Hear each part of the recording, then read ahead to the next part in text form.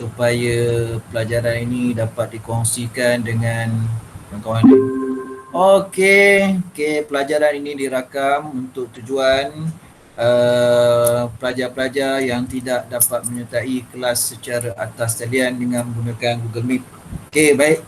Dalam talian sekarang ada 6 orang, termasuk cikgu sendiri. Okey, 5 orang student, cikgu seorang. Okey, tu dia Alright, nampak macam mana? Itulah dia.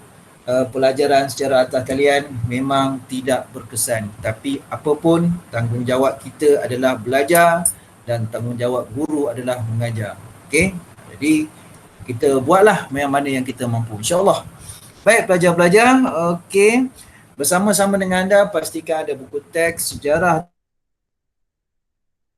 Sudah belajar, dah masuk bab 7, topik 7.1 settle kalau tak silap cikgu.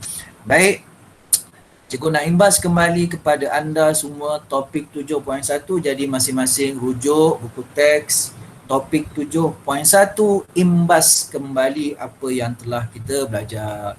Okey, cikgu kongsikan buku teks tersebut bersama dengan anda. Lihat paparan masing-masing, in case tak ada buku teks, okay, yang ada buku teks boleh rujuk lah. Baik. Okey.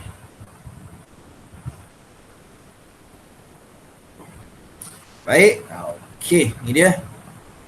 Okey, respon nampak tak di paparan gadget masing-masing? Buku teks cikgu kongsikan, nampak tak? Nampak tu sekejap? Nampak cikgu. Alhamdulillah, okey, terima kasih. Okey pelajar-pelajar, bab 7. Okey, bab 7, apa kaitan dia Bab 7 sebenarnya kita belajar usaha mula-mula, titik permulaan, okey, negara kita ke arah kemerdekaan. Itu dalam bab 7. Okey, titik permulaan bagaimana negara kita mendapat kemerdekaan. Di sini fokusnya kepada tanah Melayu. Kemudian kita akan belajar di Sarawak dan juga di Sabah. Okey, baik. Jadi apapun sebelum negara kita merdeka, pelajar-pelajar sekalian, dia mesti ada kesedaran dalam diri, okey, setiap penduduk di tanah Melayu. Okey, kita lihat. Okey, latar belakang idea negara merdeka tersebut seawal pada tahun 1938. Okey, yang mana satu persatuan yang dinamakan sebagai Kesatuan Melayu Muda atau KMM, di bawah pimpinan Ibrahim Haji Yaakob telah memperjuangkan kemerdekaan tanah air melalui konsep Melayu Raya. Okey, KMM, okey, ditubuhkan oleh Ibrahim Haji Yaakob. Konsepnya Melayu Raya. Jadi senang cerita, apakah konsep Melayu Raya? Menyatukan bangsa Melayu ni lah. Okey, Nusantara ni menyatukan bangsa Melayu, okey, yang ada persamaan darah, daerah, kebudayaan, bahasa menjadi satu rumpun yang sama, iaitu Melayu. Jadi Asia Tenggara ni kita satukan. Okey, Asia Tenggara ni sebenarnya kalau awak belajar masa awak tingkatan 2, okey, Asia Tenggara ini juga digelar sebagai Nusantara, tempat untuk orang Melayu. Kalau awak nak tahu, sebelum mana-mana pendatang atau kuasa asing datang, okey, tanah Melayu ni memang, ataupun Asia Tenggara ni memang orang Melayu. Okey, tak ada orang lain. Okey, jadi idea KMM ni nak menyatukan bangsa dan dunia Melayu, okey, menjadi satu rumpun yang dikenali sebagai Melayu, gagasan Melayu Raya dipanggil. Okey. Akhirnya KMM ni diharamkan kerana perjuangannya radikal. Okey, dia KMM ni awak pernah belajar dahulu dalam bab 3, okey, bagaimana KMM ni bekerjasama dengan Jepun, okey, dengan Jepun untuk menentang British di tanah Melayu. Kan masa pendudukan Jepun dulu Alright. Baik, KMM diharamkan, diperjuangkan idea konsep tersebut melalui Kesatuan Rakyat Indonesia Semenanjung dan Parti Kebangsaan Melayu. Ini imbas kembali Alright, seterusnya 1945 PKMM, Parti Kebangsaan Melayu Melaya, seprihan daripada Kesatuan Melayu Muda itu sendiri. Okey, matlamat politik menanam semangat kebangsaan dan bekerjasama dengan kaum lain bagi membentuk perpaduan, okey, dengan slogan Merdeka. Pelajar-pelajar sekalian, pada tahun 1945 ni buat pertama kali ada persatuan yang melaungkan slogan Merdeka, PKMM, okey, di bawah pimpinan Datuk Dr. Burhanuddin Al-Helmi, Ishak Haji Muhammad dan Ahmad Bostamam. Alright. Baik, student, kalau ada soalan, pertanyaan, awak tanya. Okey, jangan malu-malu, jangan segan-segan Okay, ni masih lagi imbas kembali, belum lagi masuk topik yang kita nak belajar baru imbas kembali. Alright. Okey. Seterusnya pada tahun 1946, Angkatan Pemuda Insaf dipimpin oleh Ahmad Bostamam. Okey. Jadi pertubuhan ini memperjuangkan dan merdeka dengan darah.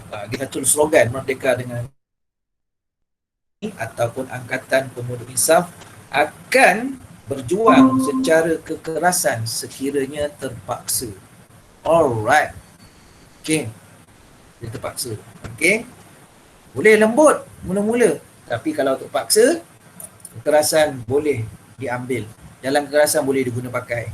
Okey. Dan akhirnya pertubuhan ini diharamkan oleh British kerana pendekatan dan imejnya sangat radikal. Okey, PKMM pun sama. Okey, KMM, kalau awak nak tahu KMM ni, KMM diharamkan oleh KMM diharamkan, PKMM diharamkan, Angkatan Pemuda Insaf juga diharamkan. Sebab apa? Sebab imej dan pendekatannya radikal. Okey, sangat begitu lantang, menyemai ataupun menunjukkan anti-British. Okey. Alright. Baik, seterusnya kita ada Persatuan Melayu, Persatuan Kebangsaan Melayu Sarawak di Sarawak sendiri di bawah pimpinan Datuk Patinggi Abang Haji Abdillah. Okey. Kita belajar dulu, okey, dalam kalau tak silap cikgu dalam bab 4 kalau tak silap cikgu. Okey. Bab 4 Ayo bab 4 saya rasa. Okey. Kalau tersilap cikgu lah bab 4. Okey, kita belajar menentang bagaimana persatuan ini menentang penyerahan Sarawak kepada British, dan Persatuan Kebangsaan Melayu Sarawak ni juga ada kaitan dengan Rukun 13 di Sarawak. Okey, pergerakan bukan PKMS Sarawak, Pergerakan Pemuda Melayu Sarawak ni yang ada kaitan dengan Rukun 13. Ni di Sarawak juga kita ada Pergerakan Pemuda Melayu seperti yang cikgu cakap tadi yang ada kaitan dengan Rukun 13. Okey. Okey, juga menggunakan catatan merdeka dalam surat menyuratnya. Okey. Kemudian seterusnya kita ada UMNO pada tahun 1946, kita ada UMNO. UMNO ditubuhkan seiring dengan penubuhan gagasan Malaya Union 1946. Cuma pendekatan UMNO ni kita tahu dia berbeza dengan parti-parti atau pertubuhan politik yang lain. Kerana UMNO menggunakan pendekatan sederhana, berbincang, rundingan dengan British untuk merdeka. Mula-mula UMNO slogannya Hidup Melayu. Kenapa Hidup Melayu? Kita tahu bahawa Malaya Union ni telah menafikan hak-hak istimewa orang Melayu. Okey, jadi itu sebabnya 1946 slogan UMNO ialah Hidup Melayu. Nak hidupkan kembali, nak kembalikan semula, nak menuntut semula hak-hak Melayu yang terhakis dalam Malaya Union 1946. Kemudian pada tahun 1951 slogan UMNO telah diubah kepada Merdeka kerana pada tahun itu usaha-usaha ke arah kemerdekaan giat dijalankan oleh UMNO. Okey, tahun pun tahun 1951. Jadi lagi berapa tahun lagi kita nak merdeka? Okey, dalam 7 tahun, 6 tahun lagi. Alright, baik. Di Sabah kita ada PKML, Besar Parti Kebangsaan Melayu Labuan, juga dengan slogan dan laungan Hidup Melayu Merdeka. Okey, ada pelajar nak masuk, kita benarkan, kita bagi kebenaran. Okey, selamat datang. Siapa masuk tadi? Lupa dah cikgu. Okey, alhamdulillah 10 orang ini. Alhamdulillah. Syafia Izzati, selamat datang. Okey, lewat sikit tak apa, janji masuk. Alright. Okey, sekarang ni kita imbas kembali topik 7.1. Okey. Okey, pada tahun 1946 juga ditubuhkan Malayan Indian Congress oleh John Tiwi. Okey, objektifnya bekerjasama dengan kaum lain dalam usaha memperjuangkan kemerdekaan tanah Melayu. Okey, kemudian pada tahun seterusnya 1947 kita ada Hizbul Muslimin. Okey. Jadi Hizbul Muslimin ni tertubuh hasil daripada Majlis Agama Islam Tertinggi, okey, yang diterjai oleh ulama berpengaruh Abu Bakar Al-Baqir, Syekh Fadullah Suhaimi dan Syekh Abdullah Fahim. Okey. Jadi perhimpunan mata ni telah melahirkan Hizbul Muslimin. Matlamatnya nak capai kemerdekaan, okey, di tanah Melayu sebagai dengan memperjuangkan negara Islam, merdeka dengan negara Islam. Jadi British tak senang dengan asas perjuangan Hizbul Muslimin ni. Okey. Jadi British telah mengharamkan pertubuhan tersebut. Sekular. Okay. Jadi Hizbul Muslimin ini memperjuangkan kemerdekaan, nak jadikan tanah Melayu sebagai negara Islam sepenuhnya. Okay. Negara Islam sebagai the way of life daripada A sampai Z. Tetapi British tidak senang dengan asas perjuangan Hizbul Muslimin. Baik, kemudian pada tahun 1949 kita ada MCA. Okay, MCA sehampir sama tujuan perjuangan dengan MIC. Dia nak jadikan negara kita ni sebuah negara yang berbilang kaum, yang ada demokrasi penuh, berusaha menyatukan masyarakat berbilang kaum di negara kita. Okey. Kemudian pada tahun 1951 kita ada Parti Islam Setanah Melayu. Okey. Ditubuhkan oleh Dr. Burhanuddin Al-Hami. Okey. Ingin membina satu negara dan satu bangsa yang teguh dengan bahasa Melayu sebagai bahasa kebangsaan rasmi yang tunggal. Okey, kemerdekaan bagi PAS Tanah Melayu merdeka dengan menjalankan hukum-hukum Islam. Jadi miriplah perjuangan Parti Islam Setanah Melayu PAS ni sama dengan Hizbul Muslimin. Okey, kemudian kita ada IMP, Parti Kemerdekaan Melaya yang ditubuhkan oleh Datuk On bin Jaafar. Okey, Datuk On bin Jaafar ni dia cerita dia sejarahnya bermula begini. Okey, Datuk On Jaafar pernah mencadangkan kepada UMNO bahawa keanggotaan UMNO ni dibuka kepada semua kaum.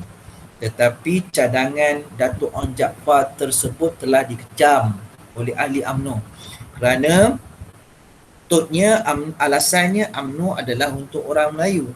Mengapa pula dibuka kepada orang bukan Melayu? Jadi Datuk On Jaafar berkecil hati mengambil keputusan meninggalkan UMNO dan menubuhkan IMP. IMP ni terbuka pada semua kaum. Okey, dia punya prinsipnya lah kerjasama antara kaum untuk merdeka. Tetapi malangnya IMP ni gagal mendapat sambutan kerana perpaduan pada ketika itu masih lagi terlalu asing. Alright, baik pelajar-pelajar, itu sedikit sebanyak imbas kembali topik 7.1. Okey, latar belakang idea negara merdeka. Jadi kesedarannya bermula pada tahun 1938 dengan penubuhan Kesatuan Melayu Muda. Okey, ni kesedaran berpolitik lah. Benih dia tumbuh, titik mula dia pada tahun 1938. Okey, dan seterusnya, okey, pada tahun 1945 dan seterusnya sampailah kita nak hampir menjelang kemerdekaan pada tahun 1951. Jadi dalam parti-parti atau pertubuhan politik ni ada idea masing-masing. Kita lihat tadi kebanyakan parti bangsa Melayu, okey, dia nak kemerdekaan, menuntut kemerdekaan.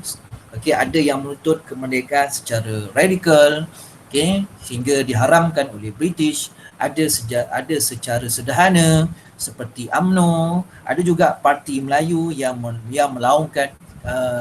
melaungkan untuk menjadikan negara ini sebagai negara Islam seperti PAS dan juga Hizbul Muslimin.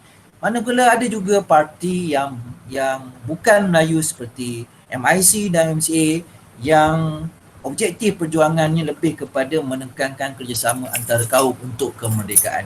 Alright, jadi banyaklah parti-parti politik yang tumbuh bermula pada tahun 1938 sehinggalah seterusnya menjelang kemerdekaan. Okey, setakat ini pelajar-pelajar, ada apa-apa nak tanya tentang topik 7.1? Tak faham tanya. Silakan onkan mikrofon. Silakan. Jangan biarkan hidup anda misteri, tak faham. Tanya. Tanya.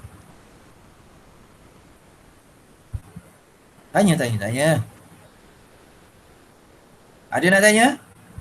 Kalau tak ada, respon. Cakap tak ada cikgu, kita boleh teruskan. Senang cikgu nak teruskan. Macam mana belajar? Okey? Tak. Okey cikgu, tak ada. Ada okey. Kalau tak ada, okey. Marilah kita teruskan dengan topik 7.2.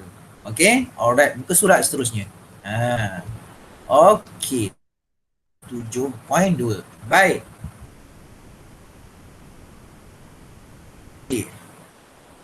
Seperti yang kita tahu, hubungan antara kaum semakin ketara selepas Perang Dunia yang kedua di tanah Melayu. Kita belajar dalam bab 6 sebelum ni bagaimana penempatan semula, rancangan BRICS kan menempatkan semula kaum-kaum Cina, kaum-kaum yang duduk di pinggir-pinggir hutan dalam sebuah pertempatan yang dikenali dengan nama Kampung Baru, yang mana kesannya masyarakat berbilang kaum ni terpisah, tidak bergaul antara satu sama lain. Jadi memang telas hubungan antara kaum semakin ketara selepas Perang Dunia Kedua. Jadi ini menimbulkan kesedaran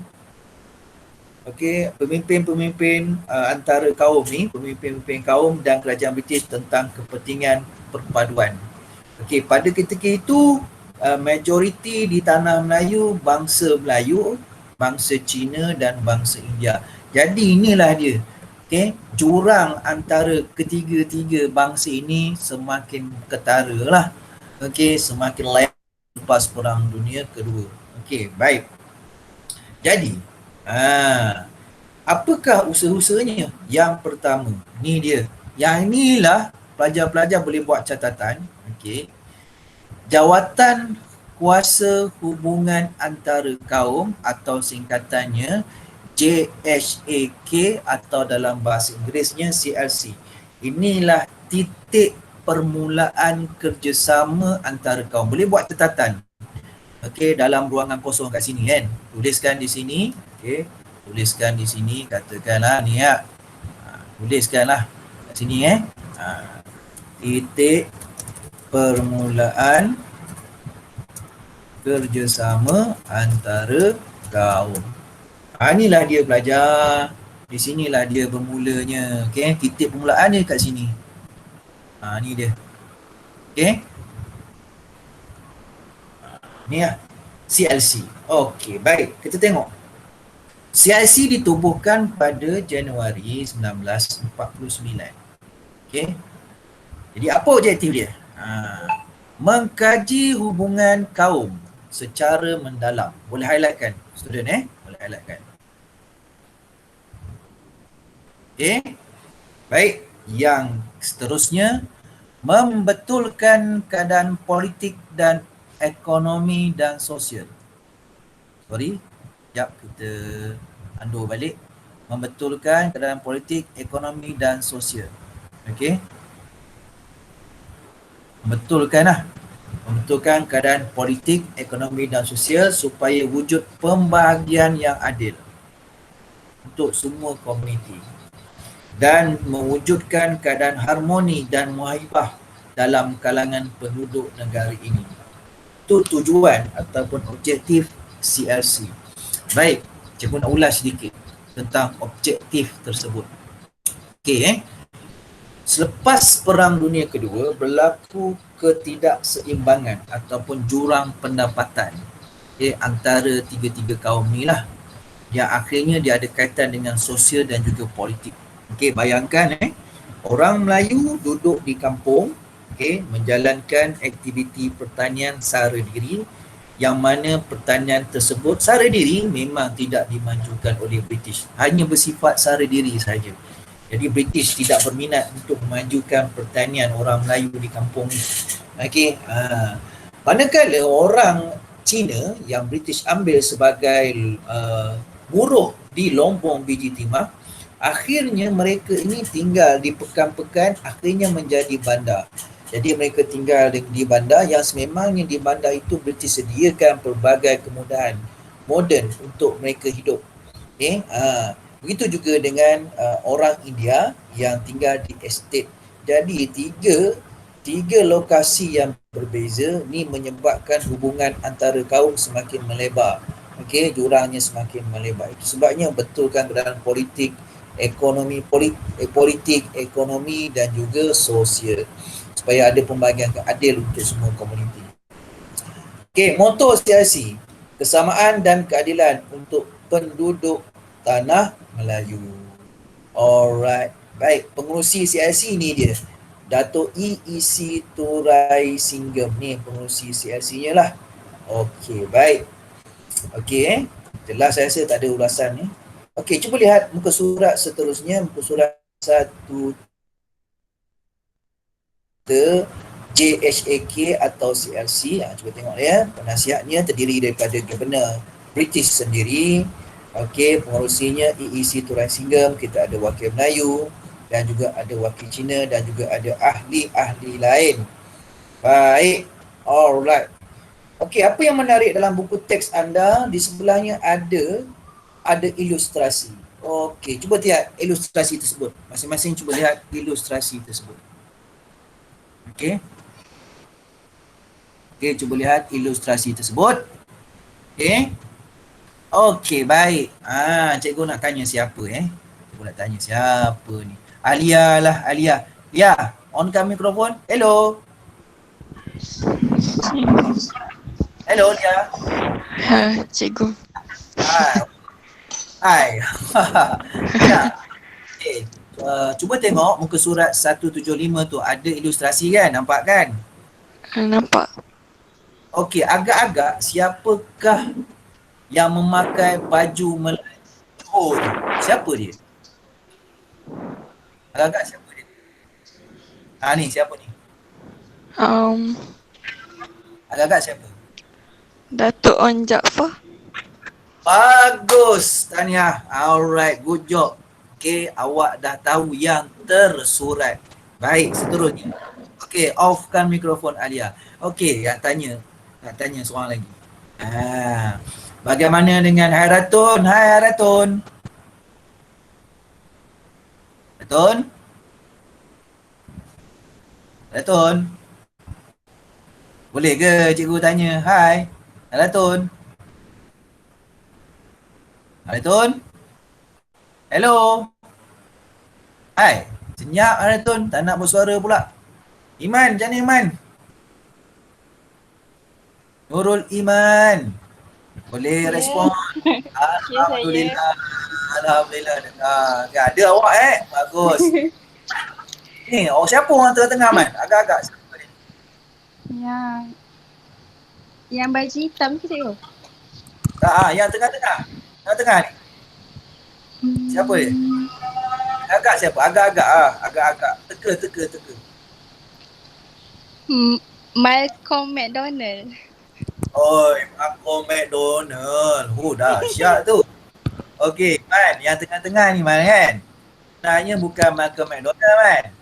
Dia adalah wakil Cina iaitu Tan Cheng Lock.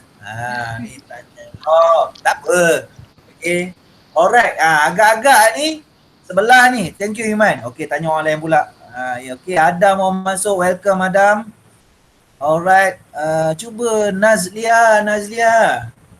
Hello, Nazlia. Oh, okey. Ni siapa Nazlia sebelah dia ni?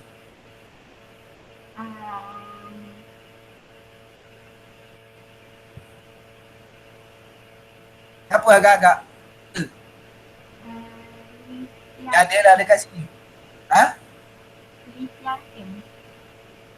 Apa dia? Siapa? Li Tiang Keng. Alright. Okey, baik. Tak apa.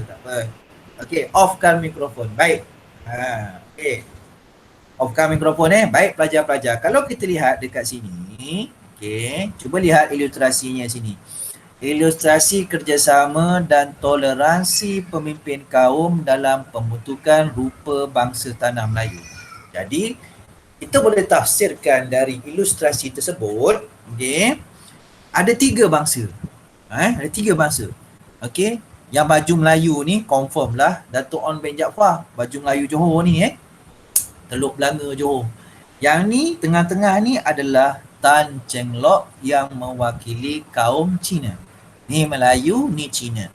Baik, di sebelah Tan Cheng Lock yang pakai kod itu juga ialah Datuk EEC Surai Singgem yang wakil orang Ceylon ni orang India, okey, di Tanah Melayu. Nampak tak?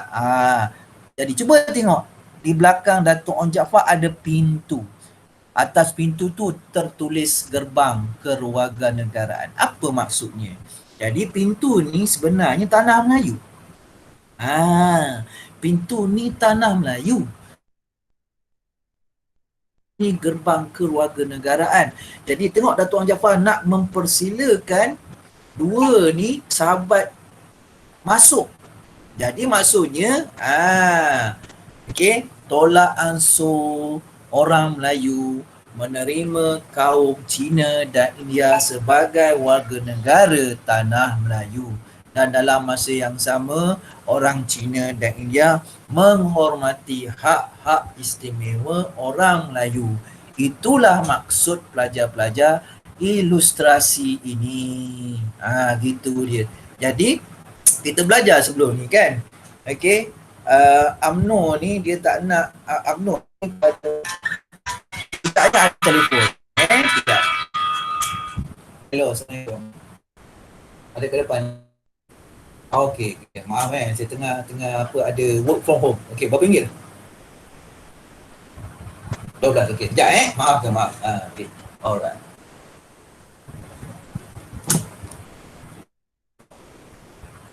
Sekejap student, ada orang buat kurier penghantaran lah, ada COD. Okey, cikgu nak keluar sekejap. Okey, stay tune, don't go anywhere. I will write back. Okay, just a minute. Alright.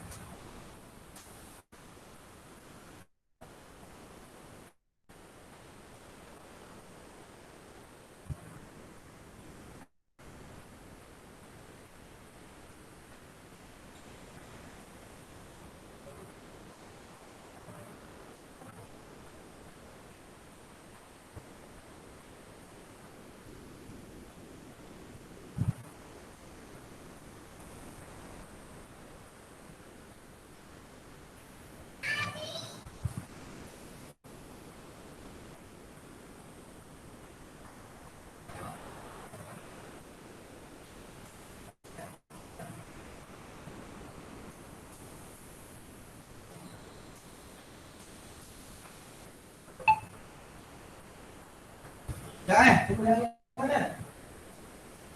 Ambil gambar dia, okey. Tak nak masuk mana-mana lah, apa benda lah, Facebook lah benda ke. Okey, pakai dah hidup.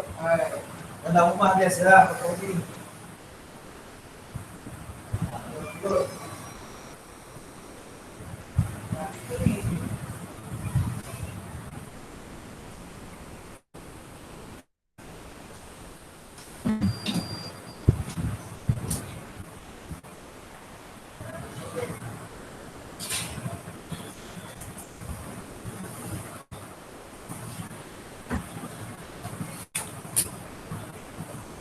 Alright, kembali semula. Okey. Okey, ada ke sana? Ke dah tak ada dah? Yang gerak yang pergi mana? Okey, cikgu order makanan sebenarnya. Okey. Cikgu order makanan.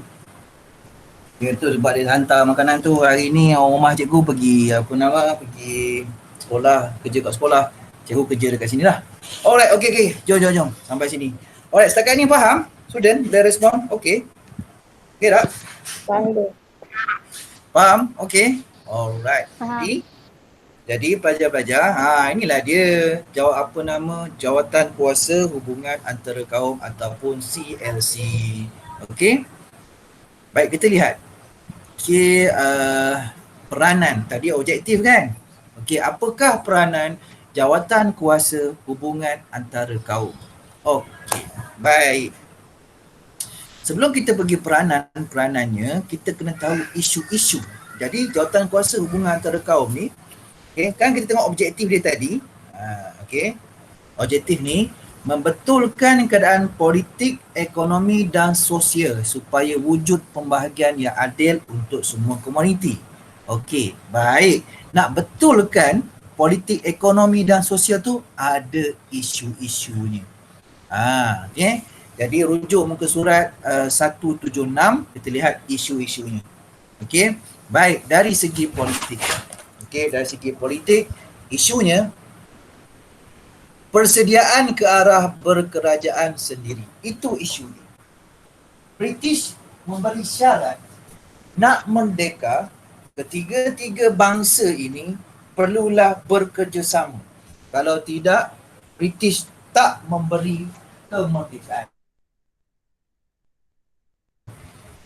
Okey, isu yang kedua, kedudukan istimewa orang Melayu. Yang ni sebenarnya kita dah tahu dalam bab 4 yang lalu kan. Bagaimana orang Melayu begitu lantang nak kedudukan istimewa orang Melayu ni dipulihkan semula. Jadi orang Melayu menuntut kedudukan istimewa sebagai kedudukan istimewa diperakui sebagai penduduk asal rantau alam Melayu. Okey, nampak tu? Okey. Baik. Yang seterusnya, kedudukan ekonomi orang Melayu. Ini masalah. Inilah isu-isu dia pelajar-pelajar. Cikgu cakap tadi, cikgu telah beritahu tadi, orang Melayu tinggal di kampung. Ni British yang aturkan ni. Okay, British telah pecahkan tiga-tiga kaum ni mengikut fungsi ekonomi. Yang menyebabkan dari segi ekonomi, orang Melayu ketinggalan di bumi sendiri. Orang Cina pendatang, orang India pendatang menikmati kemakmuran ekonomi yang dibawa oleh British. Sebab British yang bawa masuk. British tak ambil orang Melayu untuk bekerja di Lombong ataupun ladang getah. Sebaliknya orang Melayu dibiarkan di kampung dengan pertanian sara diri yang tidak dimajukan oleh British. Jadi itu sebab orang Melayu tidak memperoleh peluang yang sama seperti kaum bukan Melayu dalam sektor perniagaan dan juga perusahaan. Okey, ni isu yang ketiga. Isu yang keempat, kewarganegaraan. Okey. Orang Melayu sangat-sangat tegas. Okey, sangat-sangat tegas tentang pemberian syarat kewarganegaraan kepada kaum bukan Melayu. Sangat-sangat tegas. Okey. Okey, sangat-sangat tegas. Itu isu dia. Pendidikan, dari segi pendidikan pula, pendidikan oleh kerana cikgu cakap tadi, oleh kerana fungsi ekonomi berbeza, pertempatan juga berbeza, maka pendidikan juga berbeza pelajar-pelajar.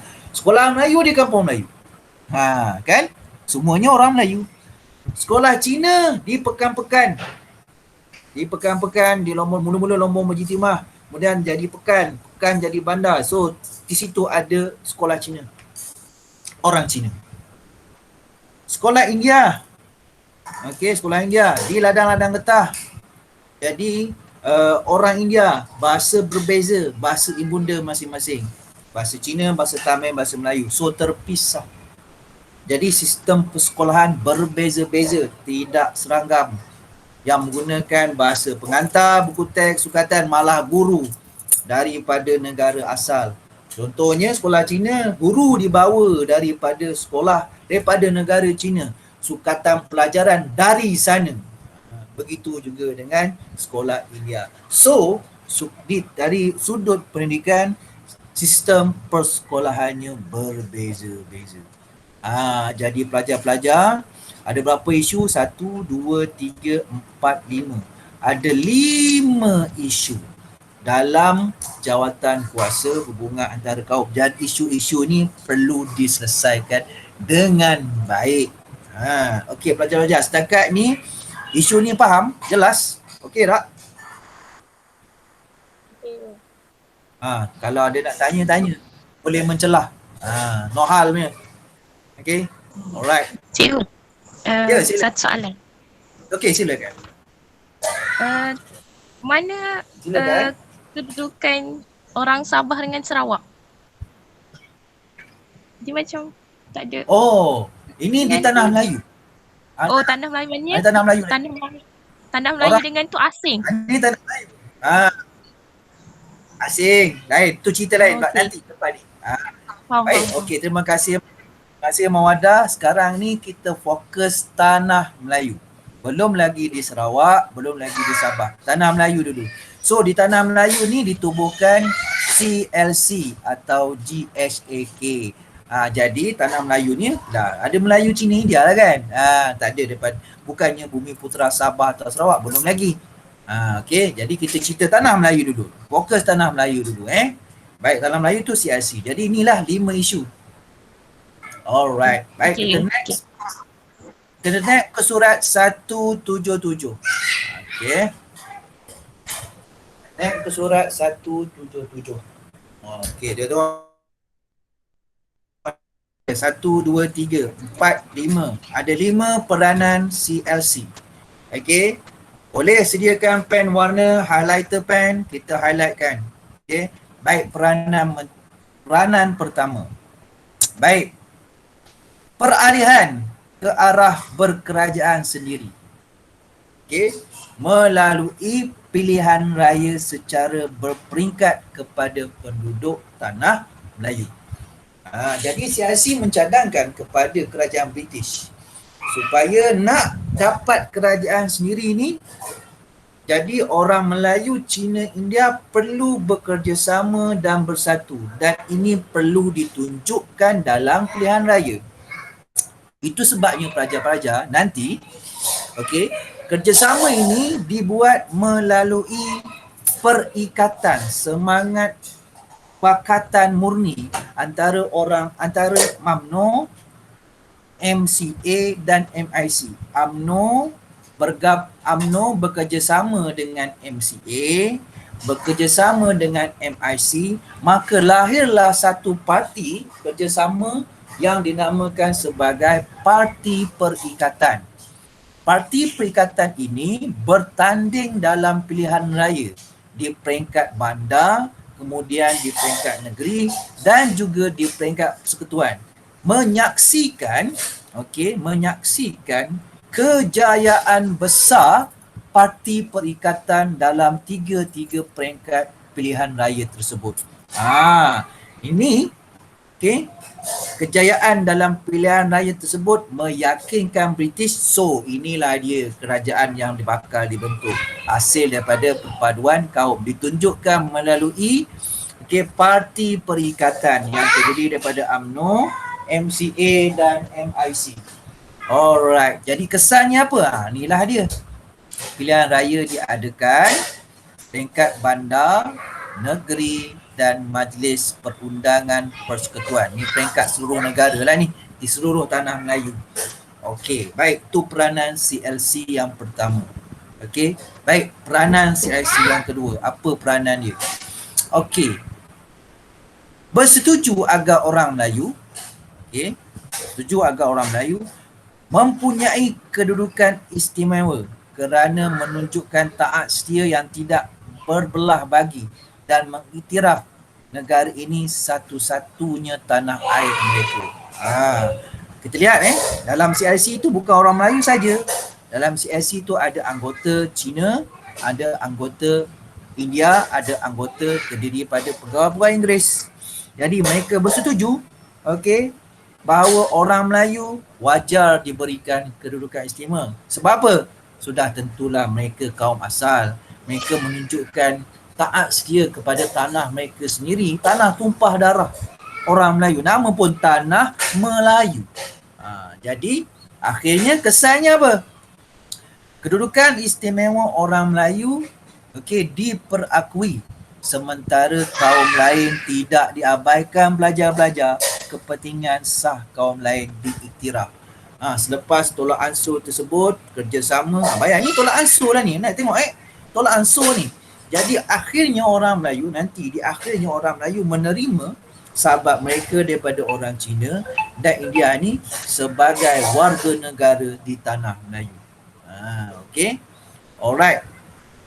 Oleh kerana orang Melayu banyak ketinggalan dalam sektor ekonomi, maka dicadangkan penubuhan agensi untuk meningkatkan ekonomi dan pendidikan orang Melayu. Apakah agensi itu? Kesan dia, RIDA, Lembaga Pembangunan Industri Desa. Ni bahasa Inggeris RIDA ni. Rural Industrial Development Authority. Okay, jadi RIDA adalah agensi yang ditubuhkan untuk memajukan orang Melayu, okay, yang tinggal di luar bandar. Okay, sebagai tolak ansur Melayu, tolak ansur Melayu menerima orang Cina dan India sebagai warga negara. So kat situ ada satu tolak ansur. Kat situ ada persefahaman.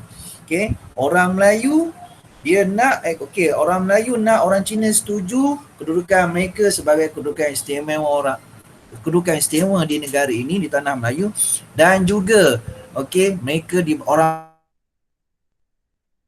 didikan sebagai balasan orang Melayu menerima sahabat mereka daripada kaum Cina dan kaum India sebagai warga negara yang sah. Itulah dinamakan sebagai tolak ansur ataupun persefahaman. Baik, seterusnya. Peranan yang keempat. Bersetuju, warga negara bukan lagi pada orang Melayu. Bukan lagi orang Melayu menjadi penduduk tunggal di negara kita. Sebaliknya orang Cina dan juga orang India. So, syarat kewarganegaraan dilonggarkan. Untuk memberikan kedudukan politik kepada sahabat mereka orang Cina dan orang India dan melahirkan semangat patriotik. Inilah pengorbanan besar orang Melayu, yang paling besar orang Melayu berkorban, iaitu menerima sahabat mereka daripada orang Cina dan India sebagai warga negara. Yang mana sebelum ni mereka orang Melayu memang betul-betul menentang mengetatkan syarat-syarat warga negara ini. Baik. Dan seterusnya yang kelima, mencadangkan sistem pendidikan yang seragam untuk memupukkan kesetiaan dan perpaduan kaum di tanah Melayu. Kesannya, penubuhan jawatan kuasa pendidikan untuk mengkaji sistem pendidikan yang sesuai untuk semua kaum dan diterima oleh semua kaum. Baik pelajar-pelajar, yang tadi itu ialah peranan CLC dan kesan-kesannya ke arah perpaduan kaum. Alright. Macam mana, ke tak? Faham ke tidak? Boleh tanya. Setakat ni Kita buka pada soalan kalau nak tanya.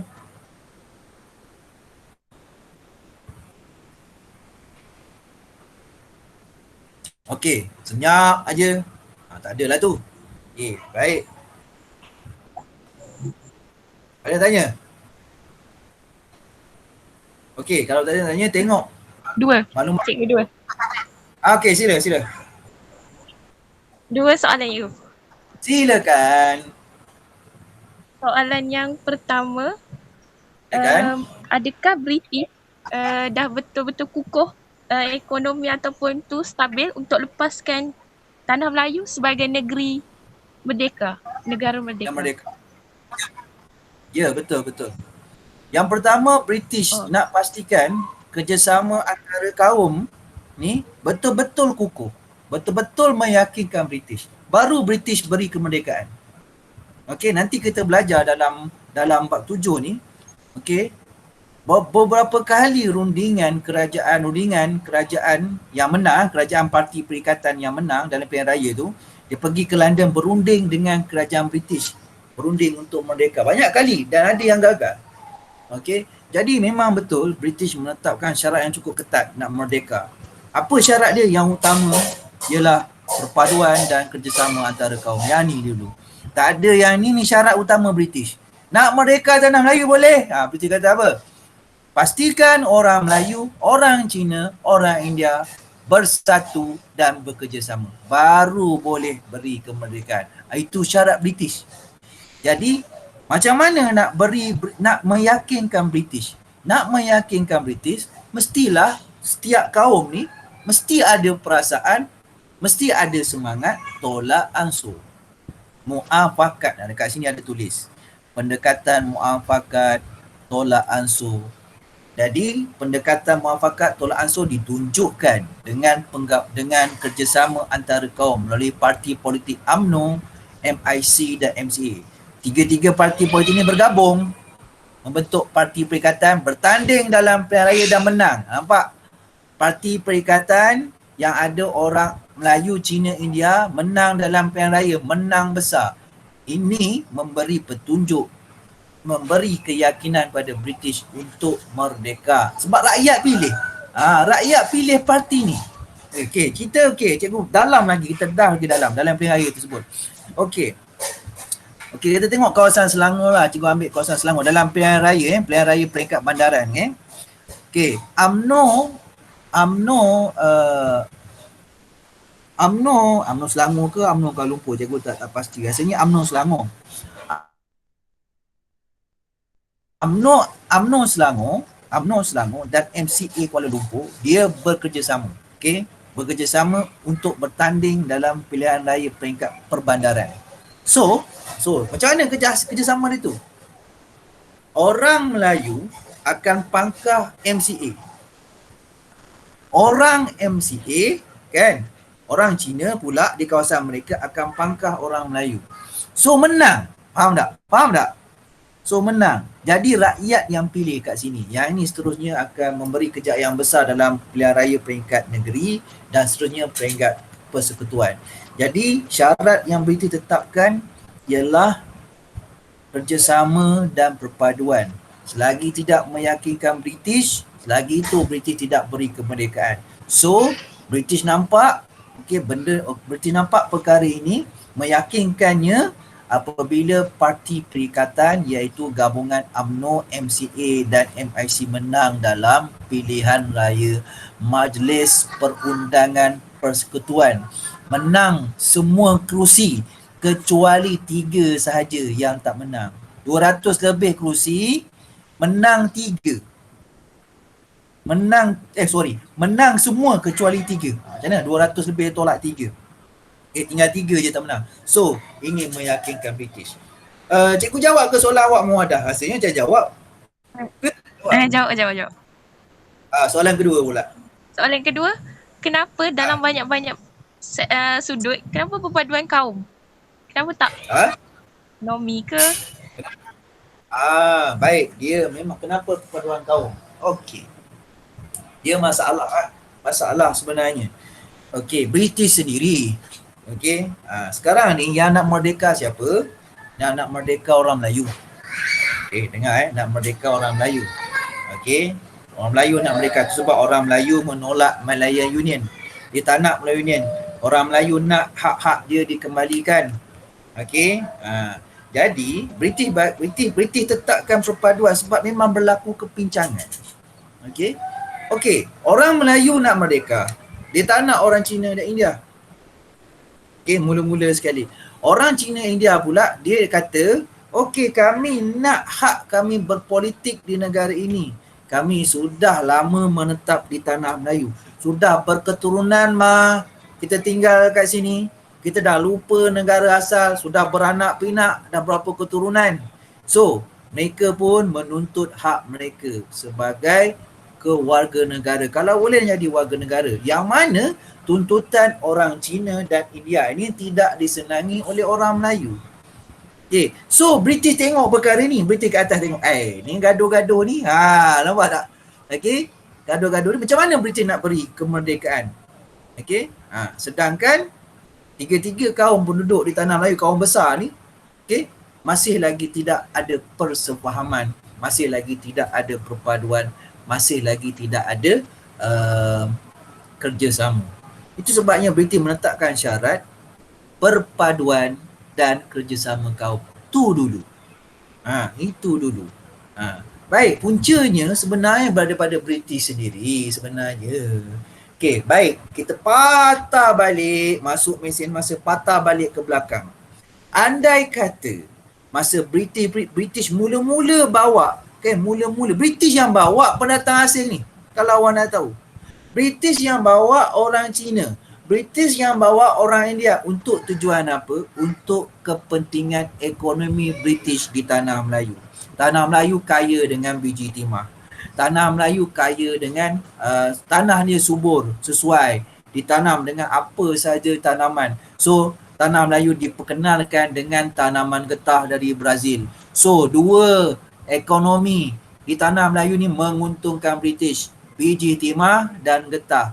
Malangnya British tidak mempelawa orang Melayu bekerja dalam dua sektor ini. Sebaliknya British bawa orang Cina, bawa orang India bekerja dalam dua-dua sektor industri ini. Menyebabkan penempatan berbeza, pendapatan berbeza, jurang makin besar, bahasa berbeza, pendidikan beza. Jadi sebenarnya punca British.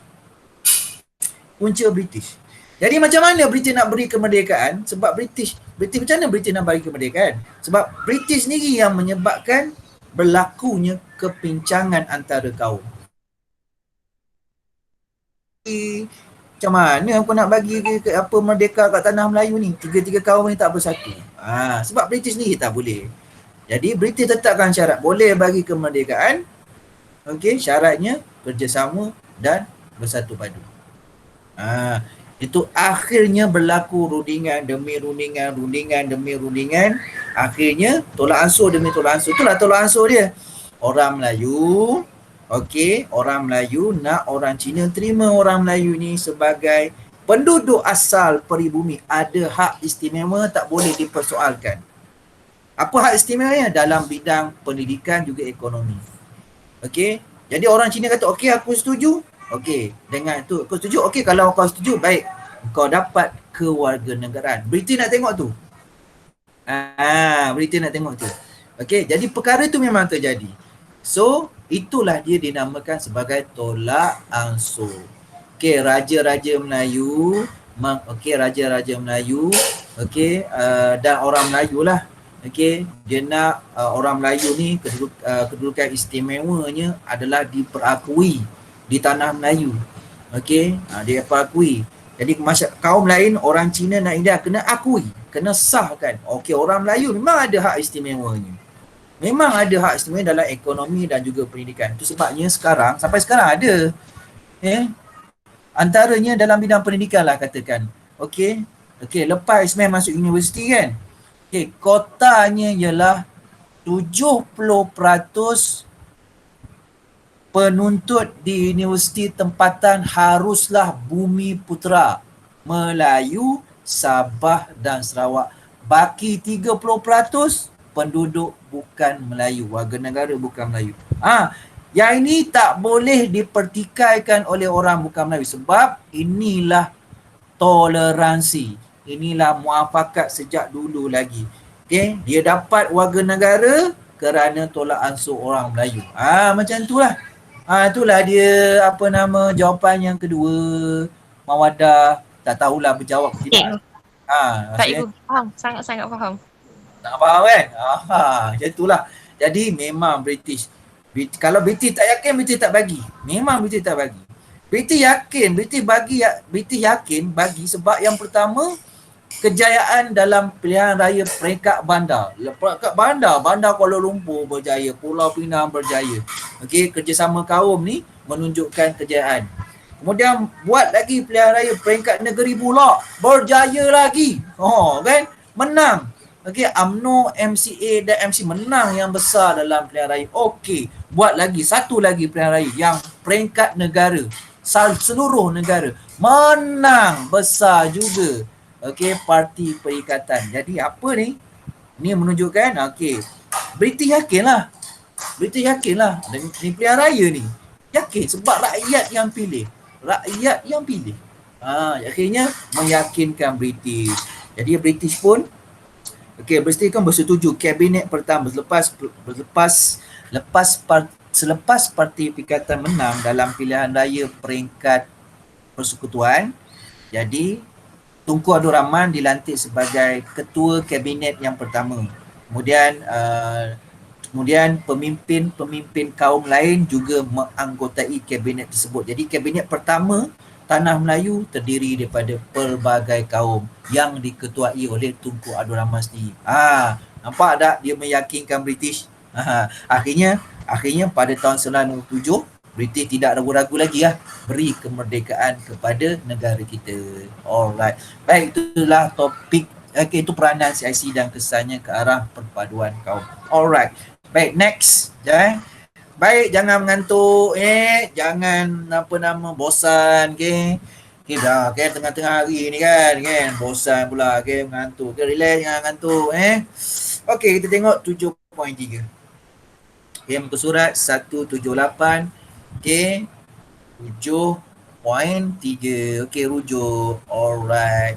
CIC selesai. Baik,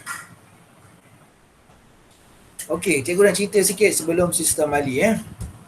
Selepas Perang Dunia Kedua, British menjalankan dasar dekolonisasi, iaitu menyediakan langkah beransur-ansur kepada tanah jajahannya selari dengan Piagam Atlantik dalam Piagam Atlantik tahun 1945.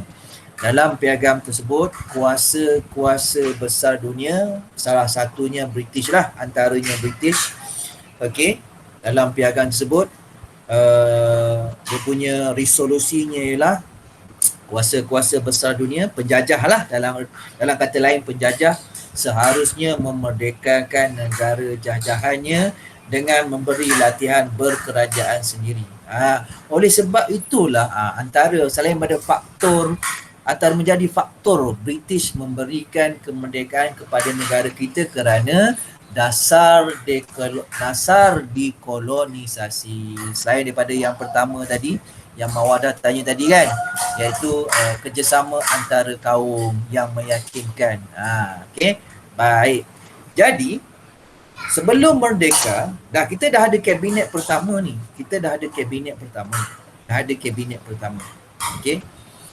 Sebelum merdeka, kita kena ada satu sistem latihan untuk penduduk tempatan yang berbilang kaum ni untuk mentadbir negara. Mesti ada latihan. Kalau tak tahu nak latih. Baik, jadi dibentuklah satu sistem yang dinamakan sebagai sistem ahli. Inilah dia pembentukan sistem ahli.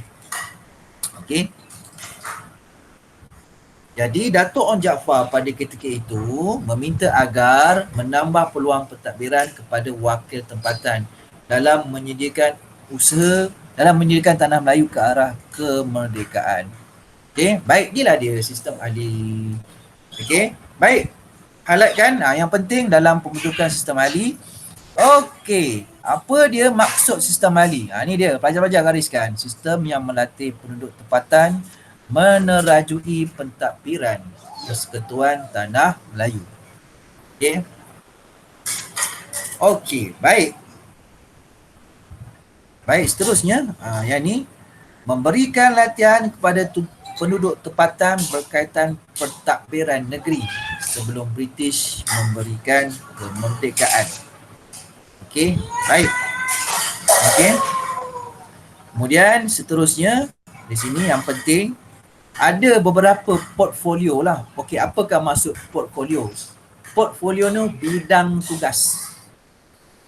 Contoh hari ini dinamakan portfolio juga, tapi hari ini menteri Menteri Ekonomi, Menteri Kerja Raya, Menteri Kesihatan. Itu kalau hari ini.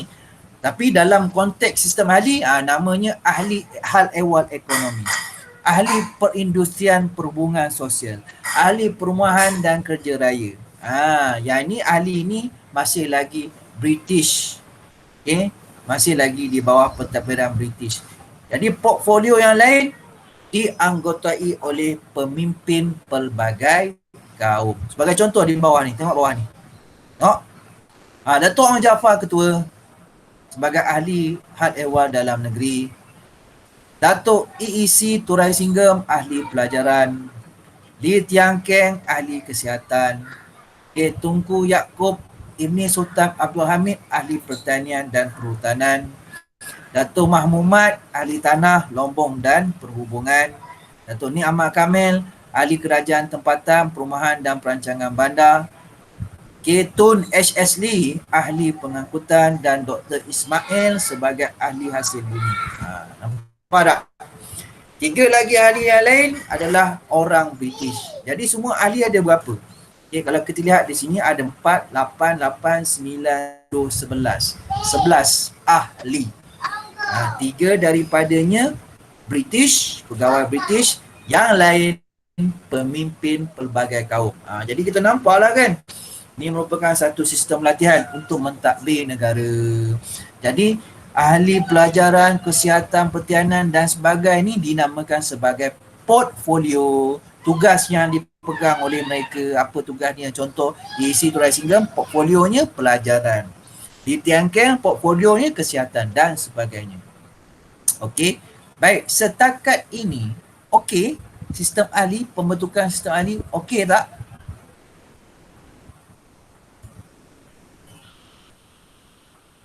Okey.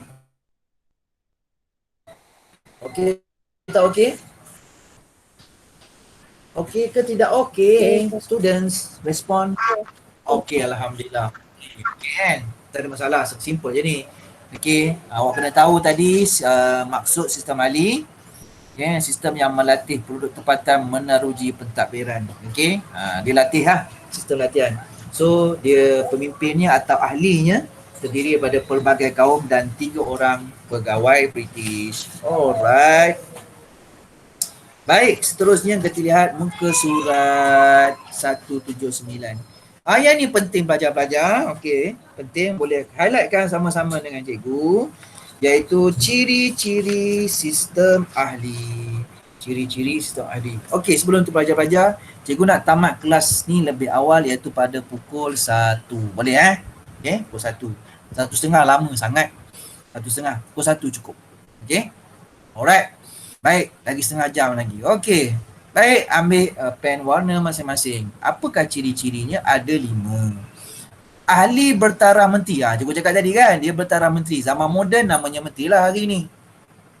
Dan bertanggungjawab menjaga portfolio. Dalam portfolio tu ada jabatan dan agensi kerajaan. Ada jabatan, ada agensi kerajaan. Okey, sebagai contoh, katakan ahli pelajaran. Dalam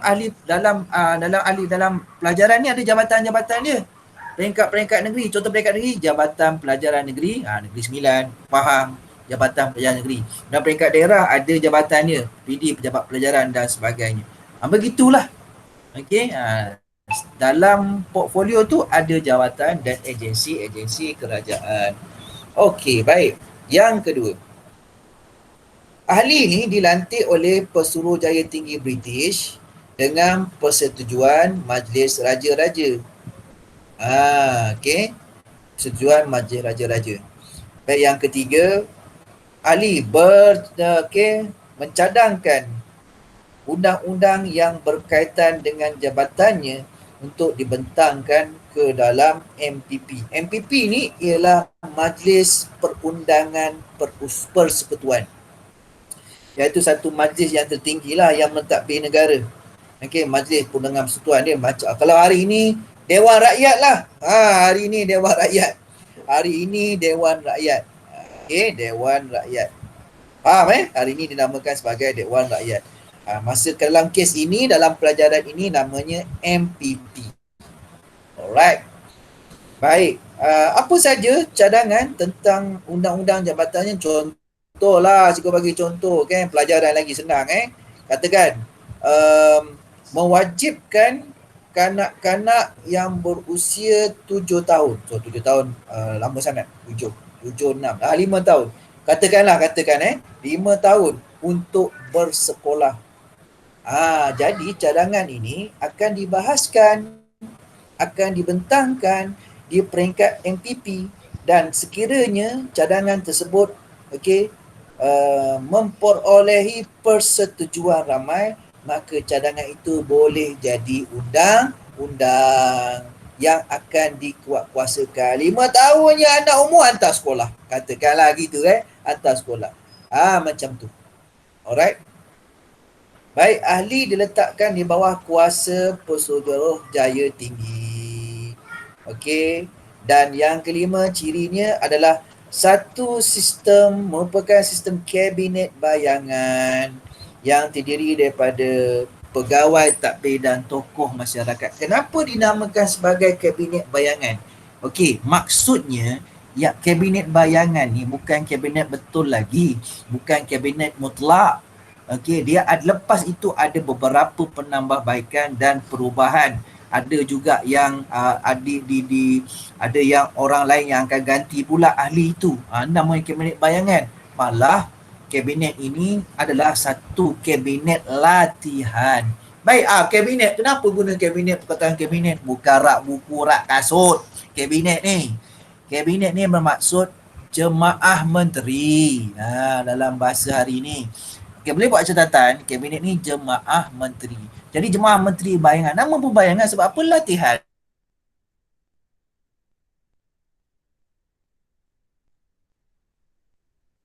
Kesemasa kabinet bayangan itu ditukar kepada orang lain. Okey, orang lain pula takbir macam mana. Bukan seorang tu aja tukar. Orang lain ni takbir macam mana pula. Okey tak? Okey, cukup. Orang lain pula takbir. Okey, pegawai lain pula tadi, pemimpin lain pula takbir. Nak tengok. Nak tengok. Okey, supaya kabinet ni betul-betul kukuh. Itulah dia pelajar-pelajar. Okey, ciri-ciri sistem ahli. Setakat ni ada nak tanya tentang ciri-ciri sistem ahli? Cikgu buka kepada soalan. Silakan. Kalau ada lah. Ada?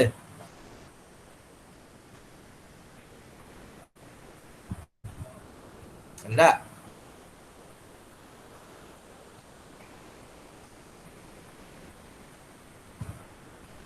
Okey, tak ada. Okey, harap faham Belajar-belajar. Faham Faham. Okey, baik. Next. Okey, di bawah roda tersebut. Okey, roda ciri-ciri sistem ahli, ada kepentingan sistem ahli. Ada 4. Okey, highlight kan. Apa dia? Asas penting melatih orang tempatan ke arah berkerajaan sendiri. Gariskan. Memang sistem ahli. Training. Training system. Dan memberikan pendedahan kepada penduduk tempatan untuk belajar mentadbir dan menerajui kerajaan menjelang kemerdekaan. Okey. Yang ketiga, proses memupuk perpaduan kaum. Okey, kerana ahlinya terdiri daripada gabungan pemimpin pelbagai kaum. Baik, dan yang keempat, menentukan kemerdekaan yang diperoleh mendapat sokongan. Jadi rakyatlah sokong. Okey, jadi rakyat sokong, dapatlah kemerdekaan, rakyat sokong kabinet tersebut, kabinet bayangan tersebut. Jadi akhirnya kemerdekaan dapat dicapai. Okey, dalam fasa seterusnya. Alright. Baik, ada nak tanya tentang sistem ahli. Okey, settle dah sistem ahli ni. Ada nak tanya tentang sistem ahli? Topik 7.4 dah masuk pendidikan. Okey, sekarang ni cikgu buka soalan. Okey, silakan. Saya ada dua soalan. Tapi saya sempat satu je kot. Tak Satu je lah, apa, satu-satu. Okey, soalan pertama cikgu. Seandainya kalau saya dapat soalan, pembentukan sistem ahli merupakan asas kepada kemerdekaan, apa yang perlu saya jawab untuk soalan tu? Asas kepada kemerdekaan. Awak masuklah yang ni jawapan tu. Asas dia, awak masukkan maksud sistem ahli tu. Masuk sistem ahli ini merupakan sistem yang melatih penduduk tempatan menerajui pentadbiran di Persekutuan Tanah Melayu. Sebab dia asaskan. Awak tulis maksud dulu. Betul, masukkan dianggotai sistem ahli tu dianggotai oleh pemimpin pelbagai kaum. Mesti ada perkataan pelbagai kaum. Sebab apa? Ni asas ni kan. Kenapa cikgu cakap asas? Mesti ada jawapan tadi. Okey, terdiri pelbagai kaum. Ingat balik cikgu cakap sebelum ni. British syaratkan apa nak beri merdeka? mesti ada perpaduan kaum dan kerjasama kaum. Jadi awak tulis kat situ selain pada maksud ni tadi terdiri daripada ahli yang pelbagai kaum, okey, iaitu ahli daripada orang Cina, contohnya orang Cina bagi contoh. Okey, ada iaitu EEC Torai Singgam ada orang Cina di Tengking, bagi contoh dia dapat markah sebagai asas. Okey. Okey, tapi awak cerita pula dekat sini. Okey, sistem ahli ni juga memupuk perpaduan, ambil kepentingan kat sini. Okey, proses memupuk perpaduan kaum kerana ahlinya terdiri daripada gabungan pemimpin pelbagai kaum. Dan juga pendedahan untuk belajar mentadbir dan menarujui kerajaan. Itulah asas-asasnya mawadah yang boleh kita terima sebagai jawapan. Itulah asas ini merupakan asas kepada kemerdekaan. Nak masuk kepentingan ni pun boleh, belajar letak kepentingan ni pun boleh. Jadi cikgu cakap pelbagai kaum ada dekat kepentingan ni. Ni dia. Okey, cik. Jawapan Okey, kepentingan ni boleh diambil sebagai jawapan untuk soalan mawadah tadi, iaitu bahawa sistem ahli ni merupakan asas asal dia apa? Jawab, dia merupakan satu sistem yang melatih orang tempatan ke arah berkerajaan sendiri, yang mana sistem ini akan memberi pendedahan kepada penduduk tempatan belajar mentadbir dan meneruji kerajaan menjelang kemerdekaan. Seterusnya sistem ini juga merupakan proses. Awak buat ayat macam tu satu persatu sampailah yang keempat ni. Kan? Settle. Itulah jawapan. Okey. Okey, faham. Alright, Soalan kedua. Dekat surat 178 dikata, Dato' Jaafar meminta agar tindakan diambil untuk menambah peluang pentadbiran kepada wakil tempatan dan usaha menyediakan tanah Melayu ke arah kemerdekaan. Adakah itu cikgu nampak macam satu kebijaksanaan Dato' Jaafar? Ya, betul. Apa? Tidak keterlaluan cikgu cakap kan? Dato' Jaafar. Kan? Selarilah dengan asas British. Okey, teruskan. Tuan Muhammad. Tak. Dia teruskan lah, tak apa. Dah, saya rasa okey dah tu. Tak. Okey. Pada pendapat profesional cikgu, Dato' Jaafar ni memang bijak orang dia. Okey, dia bijak, okey. Dia bijaksana lah. Meminta agar dalam sistem ahli tu, okey, dia nak ahlinya juga ada pemimpin terdiri daripada pelbagai kaum.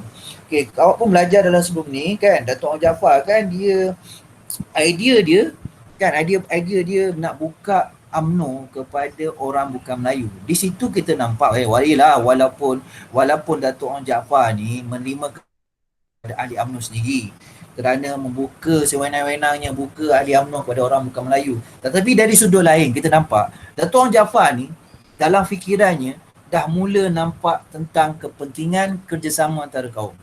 Itu sebabnya Dato' Jaafar ni lepas dia keluar UMNO, dia tubuhkan satu parti namanya IMP, Parti Kemerdekaan Malaya, yang berteraskan kerjasama kaum.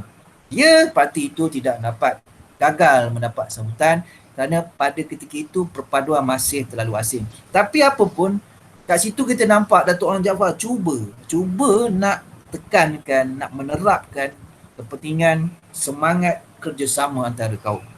Jadi kesempatan ni dapatlah Dato' Jaafar tunjukkan apabila British nak memberi latihan kepada penduduk tanah Melayu untuk berkerajaan sendiri selari dengan dasar dekolonisasi dalam Piagam Atlantik 1945. Jadi Dato' Jaafar sebenarnya dah fikir panjang dah. Jadi why not? Berita kata why not? Betul lah. Kan? Aku dah bagi syarat dia mesti ada perpaduan kaum. So, itu sebabnya sistem ahli kabinetnya adalah terdiri daripada pelbagai kaum. Okey. Jadi itu sebabnya dalam sistem ahli tersebut ada pegawai Inggeris juga, ada pemimpin-pemimpin kaum lain yang menerajui portfolio. Alright. Okey, baik. Okey, cikgu. Faham. Okay, good job. Okay, yang lain kalau ada soalan. Sekejap, Okey. cikgu. Saya ada satu pesanan daripada anak murid cikgu. Silakan. Siapa dia? Hairatun Natasha. Adik Hairatun Wafa. Kenapa? Tak, dia kata dia minta maaf sebab internet dia slow. So, dia terpaksa keluar. Itu saja. Okey, dia terpaksa keluar. Okey, tidak mengapa. Maksudnya 11 orang lah 11 orang. Okey, termasuk cikgu 11 orang. 10 student tadilah. Okey, alright. Jadi tak apa. Jangan keluar ke mana-mana sebab nanti di akhir ni cikgu nak print screen. Cikgu nak snapshot kehadiran. Okey, awak jangan keluar sekejap. Masa di akhir-akhir ni cikgu nak screenshot ni. Okey, untuk laporan. Lapor student. Kena lapor berapa orang yang hadir tak hadir. Dahsyat tak dahsyat ni. Tapi nak macam mana tak apa, internet tak stabil, cikgu faham. Cikgu pernah mengalaminya. Kan? Alright, jom next. Baik. Okay. Kita tengok sekejap. Ada lagi masa lebih kurang berapa minit lagi, 10 minit lebih kurang gitu Okey, kita tengok sistem pendidikan kebangsaan. Sistem pendidikan tidak seragam, bahasa berbeza, sukatan berbeza, guru berbeza, guru daripada seberang laut, daripada China, India. Okey. Jadi sebelum kita mengamalkan sistem pendidikan vernakula di tanah Melayu ada 5 sekolah. Cuba tengok. Ada 5 sekolah. Sekolah vernakula Melayu, sekolah vernakula Cina, sekolah vernakula Tamil, sekolah mubalik Kristian, dan sekolah agama rakyat untuk orang Melayu, dan sekolah Inggeris. Ada 5. Okey, nampak di tanah Melayu. Begitu juga dengan di Sarawak dan di Sabah. So inilah isu dia. Nampak? Dan sekolahnya pula terletak di pertempatan yang berbeza. Sekolah vernakula Melayu, Kampung Melayu. Sekolah vernakula Cina, Pekan dan bandar-bandar. Sekolah vernakula Tamil, dalam ladang-ladang letah. Berbeza. Tiada pergaulan antara kaum, seterusnya mewujudkan jurang perpaduan kaum. So, macam mana nak satukan pendidikan kebangsaan ni? Adalah usaha-usahanya. Jadi kesannya tadi kan, yang kita belajar tadi peranan CIC, isu dia ni sistem pendidikan kebangsaan ni kan. Jadi kesannya menumbuhkan jawatankuasa pelajaran di tanah Melayu, Sarawak dan Sabah. Kita tengok nombor 1. Nombor 1, BANS. Dipengerusikan oleh LJ BANS nama dia. Okey, Jawatankuasa Pelajaran Melayu. Okey, apa dia kata? Menekankan kepentingan sekolah rendah untuk membina rupa bangsa penduduk. Menganggap tanah Melayu sebagai tempat tinggal yang kekal dan memberikan tak setia. Baik, apa dia kandungan dia? Yang ni yang penting. Okey, sekolah rendah bahasa Melayu. Sekolah rendah menggunakan bahasa Melayu atau bahasa Inggeris sebagai bahasa pengantar. Okey. Sekolah rendah menggunakan bahasa Melayu atau bahasa Inggeris sebagai bahasa pengantar. Bagi sekolah menengah pula, hanya bahasa Inggeris sebagai bahasa pengantar. Jadi di sini kita dapat melihat bahawa bahasa boleh menjadi alat perpaduan di negara kita. Jadi sekolah rendah menggunakan satu bahasa. Bahasa Melayu atau bahasa Inggeris sebagai bahasa pengantar. Okey. Tak kisahlah dia orang Cina ke, orang India ke, orang Melayunya, di sekolah rendah menggunakan bahasa Melayu atau bahasa Inggeris sebagai bahasa pengantar. Manakala dia peringkat sekolah menengah menggunakan bahasa Inggeris sebagai bahasa pengantar. Itulah kandungan laporan BANS 1951. Nampak? Nak menjelang kemerdekaan kan? Lagi 6 tahun nak merdeka. Nampak Baik. Kemudian pada tahun yang sama muncul pula laporan Fenwu, ekoran bantahan masyarakat Cina terhadap laporan Barnes. Jadi laporan Penwu ni mengemukakan cadangannya yang tersendiri. Okey, antaranya sekolah Cina diteruskan. Nampak dia nak sekolah vernacular Cina diteruskan secara berasingan tetapi masih di bawah sistem kebangsaan. Okey, dan pendidikan sekolah Cina di tanah Melayu haruslah berorientasi tanah Melayu. Itu sebab pelajar-pelajar hari ini masih lagi terdapat sekolah-sekolah seperti ini. Contohnya di Sungai Jerit, Sekolah Rendah Jenis Kebangsaan Cina SRJKC. Inilah dia laporan Penwu. Jadi Penwu mengemukakan cadangan. Tak nak dia bimbang kalau laporan Barnes ni dikuatkuasakan. Mereka bimbang, orang Cina bimbang bahasa mereka akan terhapus. Itu sebab nak mengekalkan bahasa mereka, mereka nak sekolah Cina benar-benar ni dikekalkan, diteruskan secara berasingan. Namun setuju dengan sistem kebangsaan. Itu sebab hari ini namanya Sekolah Rendah Jenis Kebangsaan SRJKC. Dan pendidikan sekolah Cina bukan lagi berorientasikan tanah besar Cina. Dua laporan Barnes dan juga laporan Penwu. Pelajar-pelajar, okey, kita berhenti sampai setakat inilah. Okey, dah dekat pukul 1 dah kita berhentilah. Dah lama dah 1 jam setengah dah kita mulakan kelas. Cikgu pun dah habis ILU sebenarnya. Kan, dah habis ILU lah. Tadi pun ada kelas juga. Okey, baik. Sebelum kita tamatkan kelas, ada nak tanya soalan atau kemuskilan tentang laporan Barnes dan laporan Penwu. Kita tak habis lagi kita ada lagi ni. Okey, banyaklah lagi sampai muka surat 183. Kita tangguhkan sampai Penwu dulu, dan sebelum kita tangguh, ada tak sebarang soalan tentang Penwu dan laporan Barnes? Silakan sekiranya ada.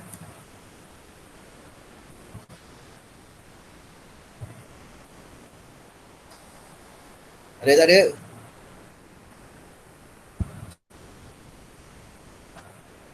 Ada tak?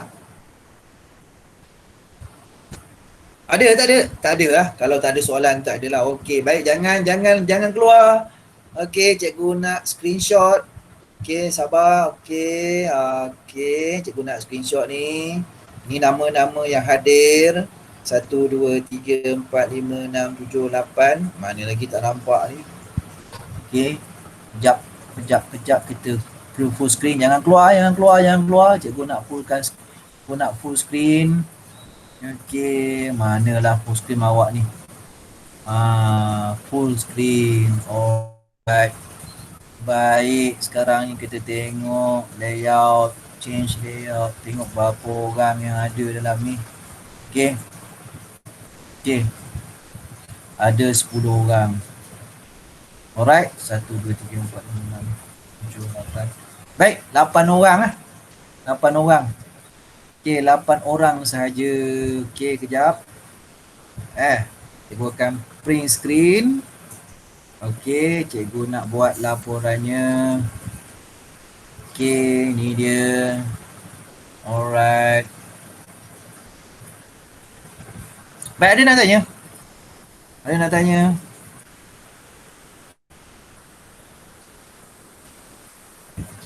Ada nak tanya? Tak ada Ada. Okey, baik, tak ada soalan. Kita tangguhkan sampai hari ni, sampai pukul 1. Okey, baiklah. Jangan lupa sembahyang. Okey, yang boleh sembahyang. Adam, sembahyang Adam. Laki. Okey, dah tak dapat pergi masjid ni, dah azan dah. Okey, sembahyang. Salamkan mak ayah. Kita jumpa lagi pada kelas akan datang.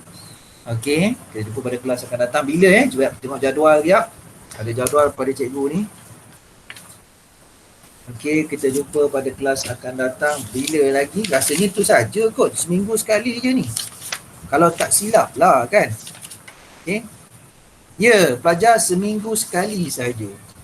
iaitu pada hari ini. Okey. Baik, itu saja. Okey, kalau tak ada soalan, okey, itu saja.